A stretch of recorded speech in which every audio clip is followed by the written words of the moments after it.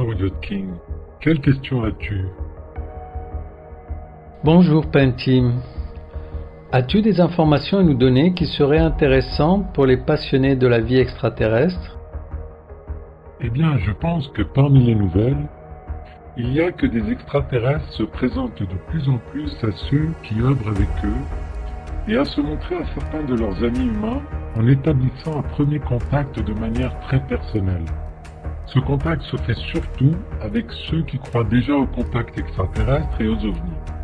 C'est une chose qui commence à se produire et s'est produit plusieurs centaines de fois maintenant. Cela ne semble pas beaucoup sur 7 milliards d'humains, mais c'est un bon début. Également, l'autre nouvelle, depuis la perspective de l'Alliance Galactique, est qu'il y a de nombreux changements à venir sur votre planète, et vous savez que l'un d'eux concerne le fait que des extraterrestres vont se rendre dans des zones restreintes pour rencontrer leurs époux humains, comme cela est appelé. Parmi ces zones restreintes, dénommées Zone 53, la zone située en Russie a été clôturée, celle de l'Amérique du Sud est toujours en cours d'élaboration, de même que celle des États-Unis, de l'Australie, etc. Il y en a environ 6 dans le monde où les membres du gouvernement secret souhaitent amener des extraterrestres dans ces zones afin qu'ils puissent y avoir des réunions avec leurs conjoints parce que ces extraterrestres se sont mariés à des humains de cette planète. Ils veulent même amener sur Terre des reptiliens, des pléiadiens et des races de cette nature, mais leur idée est de pouvoir les étudier et également étudier l'interaction entre humains et non-humains. C'est donc l'une des raisons pour lesquelles ils veulent que ces zones soient ouvertes. Mais elles ne peuvent pas être ouvertes pour l'instant, car il y a des dissensions au sujet de l'éthique des humains. Pas avec les gens qui souhaitent rencontrer leurs conjoints extraterrestres, mais avec les gouvernements humains qui essaient de faire en sorte que cela se produise. Ces fonctionnaires gouvernementaux ont une démarche trop intrusive, ne permettant pas d'établir une rencontre réelle les uns avec les autres. Ils voulaient que cette rencontre soit filmée et voulaient générer différents types de stimuli et d'expériences, etc. Ce n'est tout simplement pas faisable sans beaucoup de chaperonnage de la partie galactique, comme vous pourriez l'appeler. Ces zones 53, c'est juste un projet proposé qui à présent est de nouveau en attente, c'est exact? Tout à fait. Il y a 2 textes de loi avec le gouvernement galactique qui n'ont pas été ratifiés. C'est la partie galactique qui ralentit et non pas les humains, exact? C'est exact. Parce que suivant la façon dont ils veulent procéder, cela est contraire à l'éthique et si des membres galactiques sont impliqués, le gouvernement galactique doit également être impliqué. Qu'en est-il du côté humain, des fonctionnaires? Ils doivent l'accepter car ce sont eux qui ont établi les règles avec le gouvernement galactique. Ils ont informé le gouvernement galactique que personne ne pouvait entrer ou sortir sans leur permission et que personne ne pouvait non plus atterrir ni quitter la planète sans leur permission. C'est donc une exception à leurs règles qu'ils souhaitent faire en amenant sur Terre des extraterrestres. Le gouvernement galactique leur a donc répondu qu'ils devaient traiter leurs membres de manière éthique, s'ils souhaitaient les voir venir sur votre planète. Nous devons donc intervenir car ce sont toutes vos règles et réglementations et nous devons nous assurer qu'elles soient éthiques et que les extraterrestres soient protégés. Permets-moi de mieux comprendre. Pour que les humains invitent simplement des conjoints extraterrestres, il devrait y avoir une entité autorisée. Qui serait-elle? Comme des humains ont invité des extraterrestres à visiter des bases militaires, quelle organisation humaine ferait cela? Ce serait une agence gouvernementale distincte qui a été créée uniquement pour ce projet. C'est un organisme international? C'est international, oui. C'est comme un commandement spatial? Non, le SSP n'a rien à voir avec cela. Alors, quelle entité serait-ce? Je ne suis pas sûr exactement du nom que tous les gouvernements lui ont donné. Je sais qu'ils se sont réunis et qu'ils ont décidé de travailler sur ce projet ensemble. Je ne sais pas s'il y a un nom officiel, C'est peut-être un nom secret, mais 17 pays différents sont impliqués. Cela semble très étrange, parce qu'ils ont refusé de faire une divulgation et ils ont refusé de faire le premier contact de masse. C'est exact? Oui, c'est exact. Ils veulent secrètement amener les conjoints extraterrestres et les étudier. Oui. C'est donc essentiellement un programme pour étudier les extraterrestres. Je pense que c'est un bon geste, et je vous encouragerai à l'approuver. Nous voulons qu'ils le fassent, mais en respectant l'éthique. Tout à fait. Ce qu'ils prévoyaient de faire était très contraire à l'éthique. Ils voulaient procéder à des expériences et des stimuli, les observer même pendant leur accouplement et faire beaucoup de choses contraires à l'éthique. Le gouvernement galactique est intervenu pour protéger à la fois les humains et les extraterrestres à cet égard. De mon point de vue, il n'y a fondamentalement aucun mauvais contact. C'est mieux que l'absence de contact. Exact? C'est exact. Si vous avez un trafic même limité, voire secret, des extraterrestres sur la planète, c'est mieux que rien. Correct? Oui, c'est correct. Je vous encouragerai donc à œuvrer pour pousser ce projet d'une manière ou d'une autre, pour le faire fonctionner au moins dans une certaine mesure. Les dernières parties des contrats ont été entérinées et l'ont été avec des autorisations de chaque membre extraterrestre et humain pour pouvoir être d'accord avec ce qui devrait se passer pendant ces périodes de contact. Oui, cela s'appelle un consentement éclairé.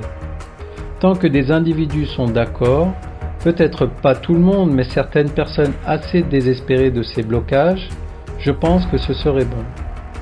C'est au moins un début par le simple fait que les extraterrestres nous visitent. Les gens seraient dérangés, je pense, d'être retirés à la fin de la rencontre. Qu'entends-tu par retirer? Tu veux dire qu'on efface leurs souvenirs?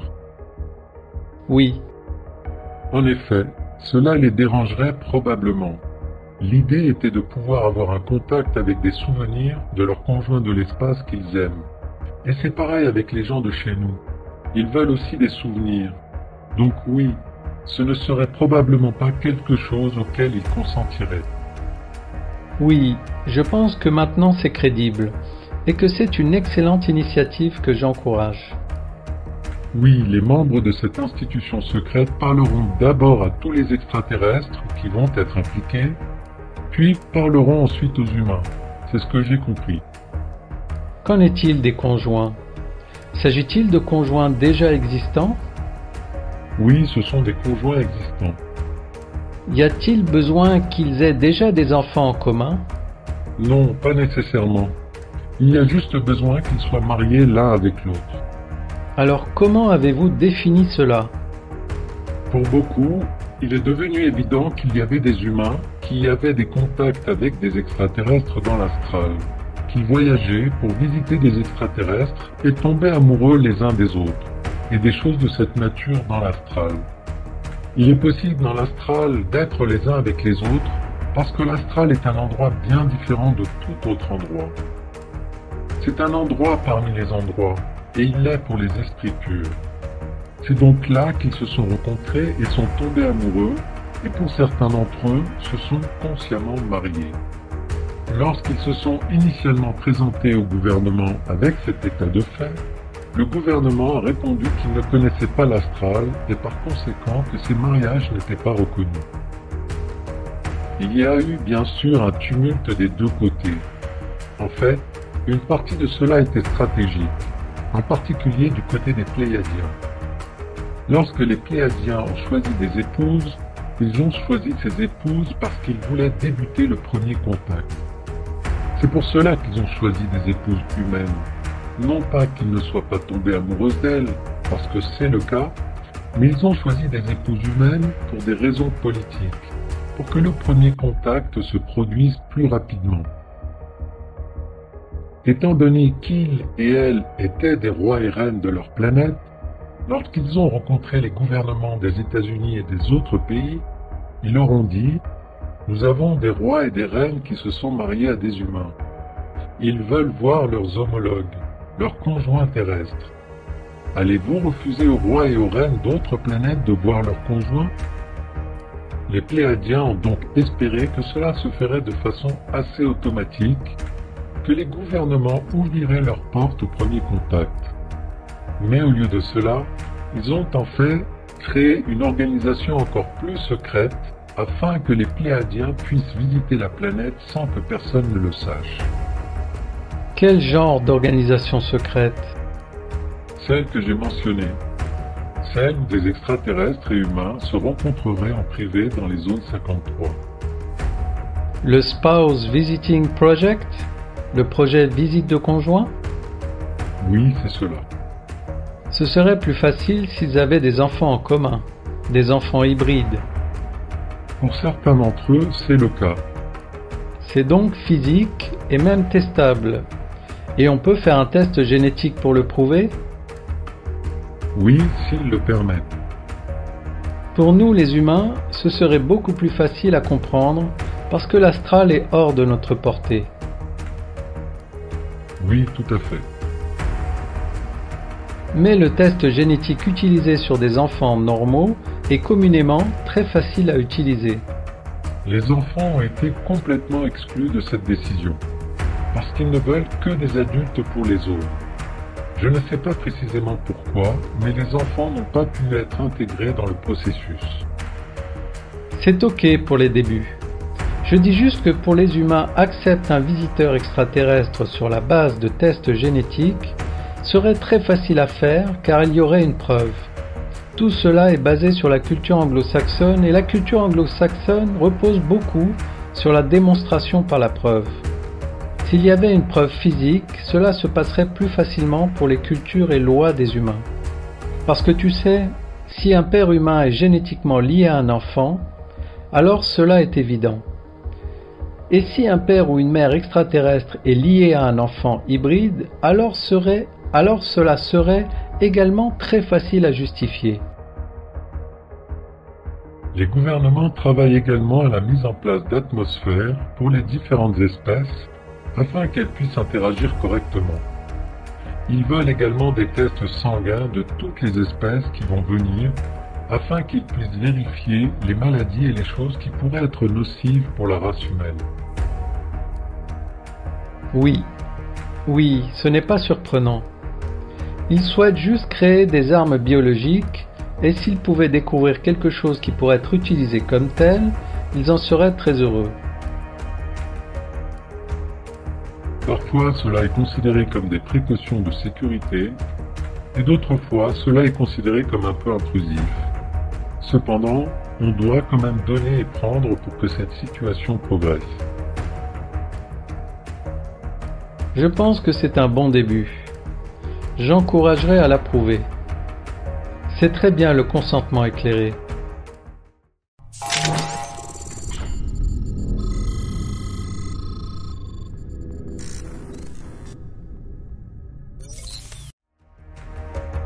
C'était une des choses que je voulais te mentionner.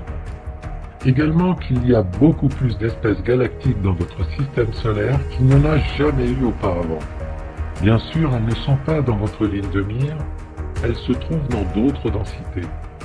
Votre monde sait qu'elles sont là, du moins les êtres de 4e densité et aussi ceux de la 3e densité. Il est beaucoup plus difficile pour eux de détecter les êtres de 5e et 6e densité, mais ils peuvent, dans une certaine mesure, détecter dans certains cas où ils se trouvent.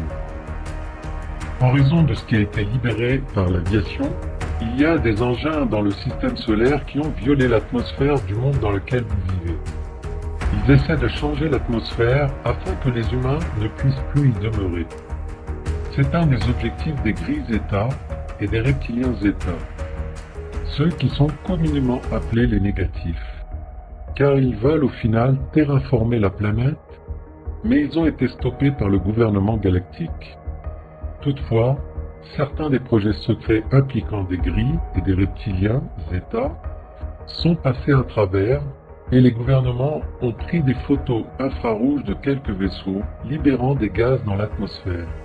Un des plus grands vaisseaux photographiés, faisant partie des archives du gouvernement chilien, montre un vaisseau cylindrique en forme de cigare libérant des gaz dans l'air. mais ils n'ont pu le repérer qu'après avoir utilisé un éclairage infrarouge.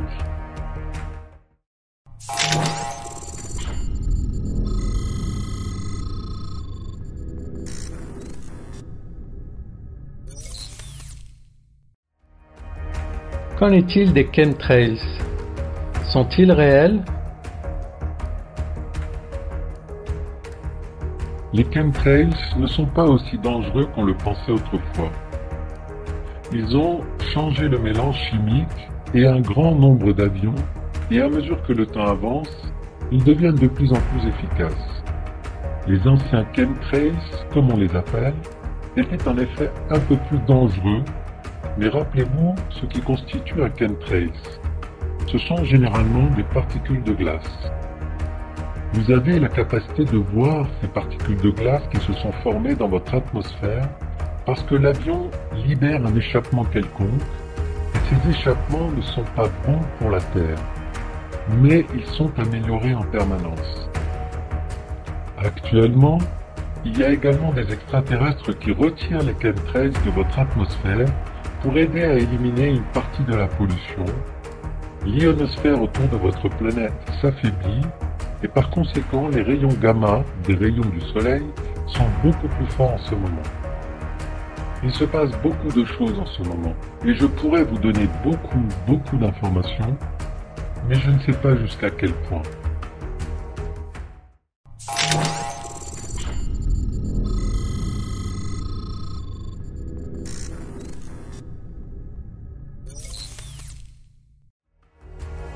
Quoi de neuf avec l'Alliance Galactique Girk-Fitnir?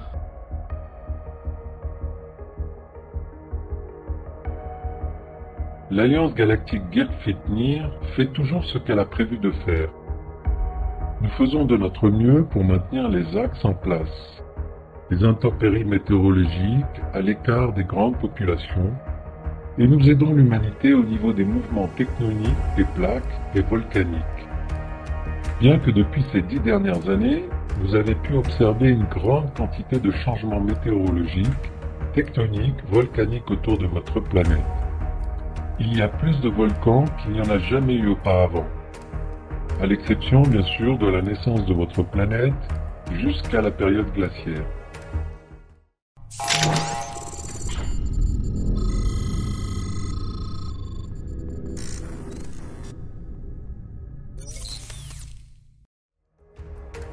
Actuellement, il semble que la guerre soit à l'ordre du jour du gouvernement secret. Y a-t-il des catastrophes artificielles qui seraient implantées par celui-ci? Non, nous ne sommes pas autorisés à interférer avec la nature pour causer des problèmes, et donc personne n'est autorisé à le faire. Nous mentionnerons juste qu'il y a des nouvelles lignes de faille dans le monde en raison de la forte activité tectonique. Il y a de nouvelles lignes de faille en Russie et en Ukraine. Il y a de nouvelles lignes de faille aux États-Unis. La nouvelle faille de Madrid en étant un exemple qui part de l'Iowa, je pense, quelque chose comme ça, jusqu'au Tennessee. Ma question était que fondamentalement, je comprends que le gouvernement criminel secret de la planète applique différentes ruses pour effrayer la population. Oui, en effet. Ils ont leur propre machine météorologique.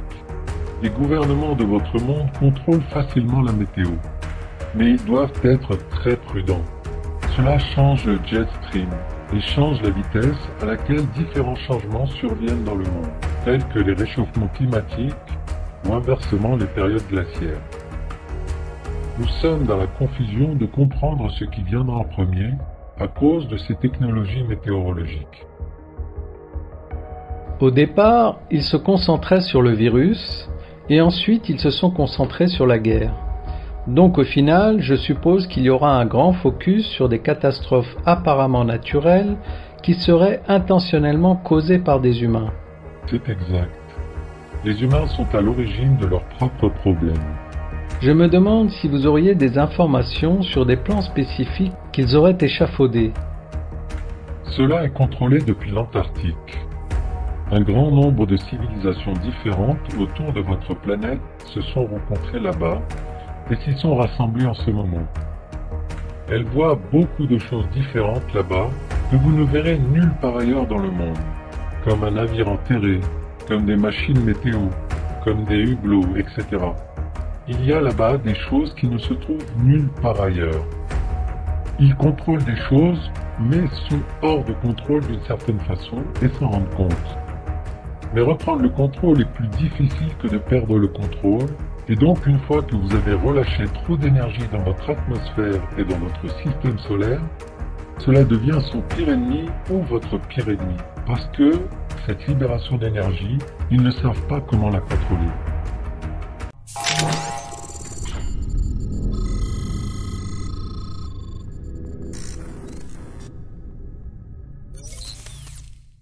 Que pensez-vous de Poutine?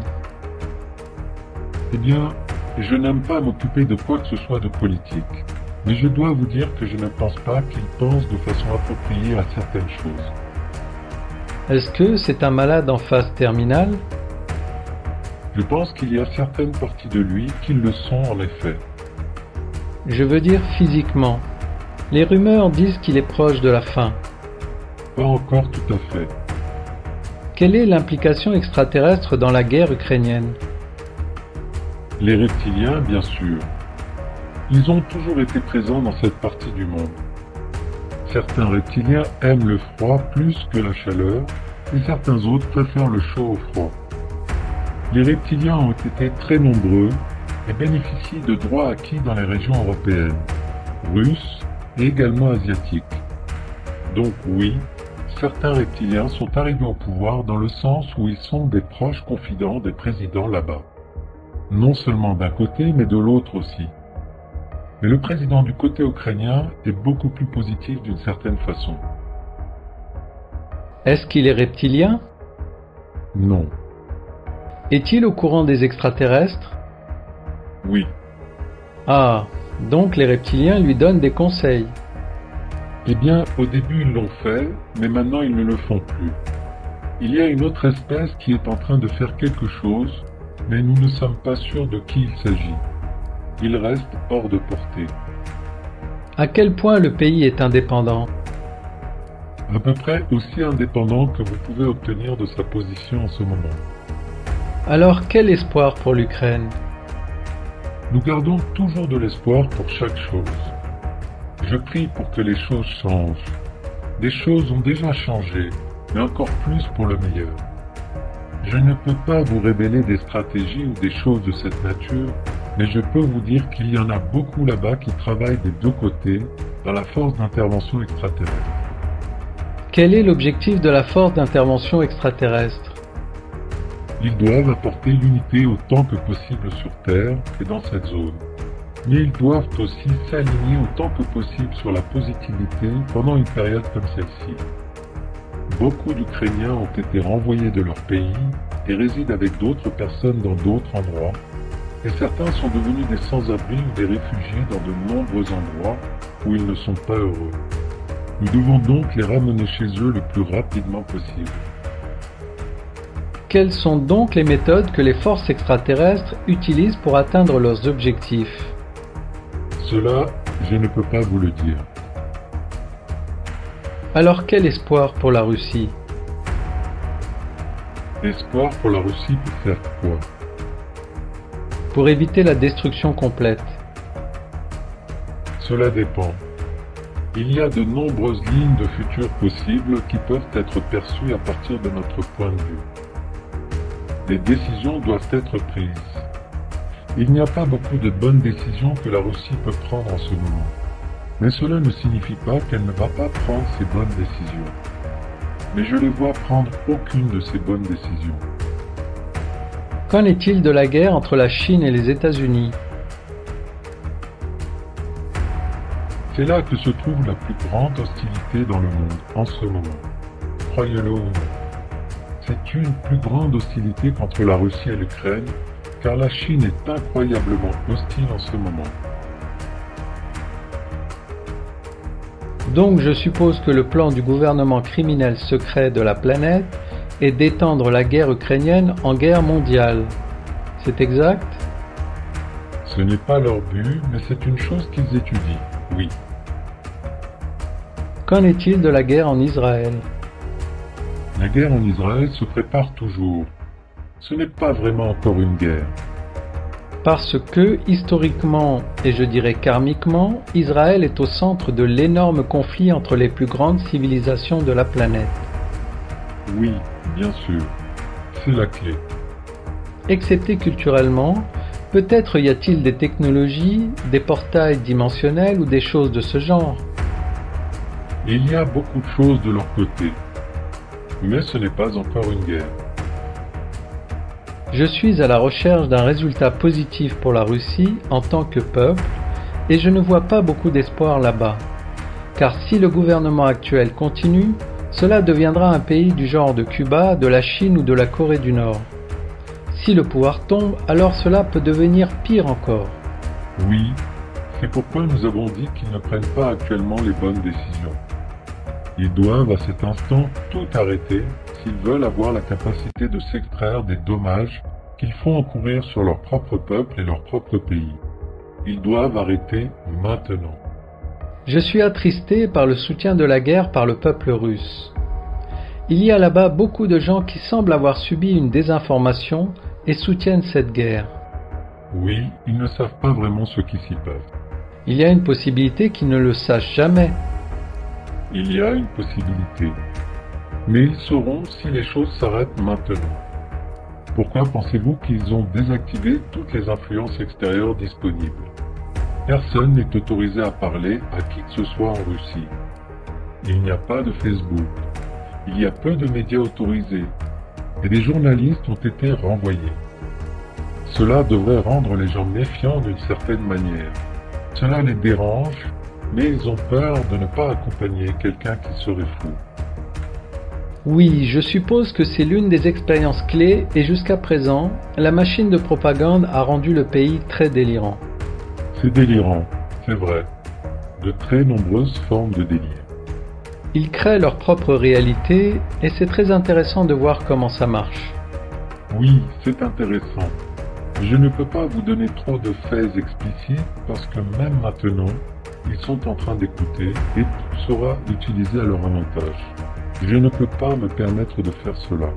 Il y a cependant d'autres nouvelles galactiques. Peut-être pourrons-nous en parler une autre fois.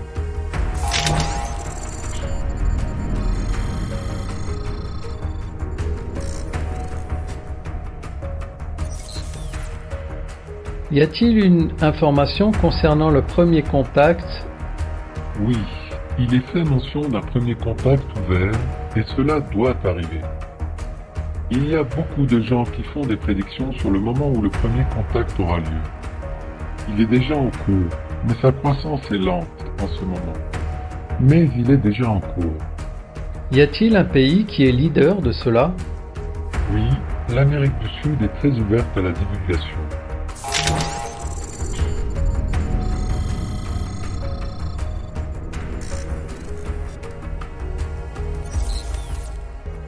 Quoi de neuf sur Elon Musk et les extraterrestres? Y a-t-il des contacts directs entre lui et les extraterrestres? Oui, et ils continueront parce qu'il est à la recherche d'une meilleure compréhension permettant de construire des fusées. Donc des extraterrestres l'assistent. Ils l'assistent légèrement. Ils refusent de l'aider jusqu'à ce qu'il suive leurs directives et il n'est pas encore enclin à suivre leurs directives. Mais il y pense. Quelles sont les exigences? Les exigences sont que lorsqu'il construira ses vaisseaux, ils seront les seuls à savoir ce qui se passe dans les vaisseaux et que cela ne sera divulgué à personne d'autre, dans le sens que les ouvriers verront leur mémoire effacée une fois le travail terminé. Je vois. Les extraterrestres peuvent donc l'aider dans ce domaine, mais ils ne veulent pas révéler leurs secrets à tout le monde. C'est correct? Oui, c'est exact. Mon Dieu, c'est dur. Oui. Et il n'est pas d'accord avec cela. Oui, son modèle entrepreneurial ne permet pas cela.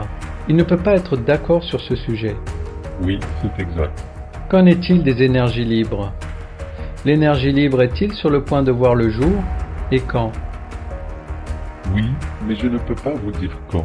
Merci beaucoup, Pentim, pour tes réponses. Nous allons bientôt atterrir, donc nous allons cesser cette communication pour l'instant. Au revoir.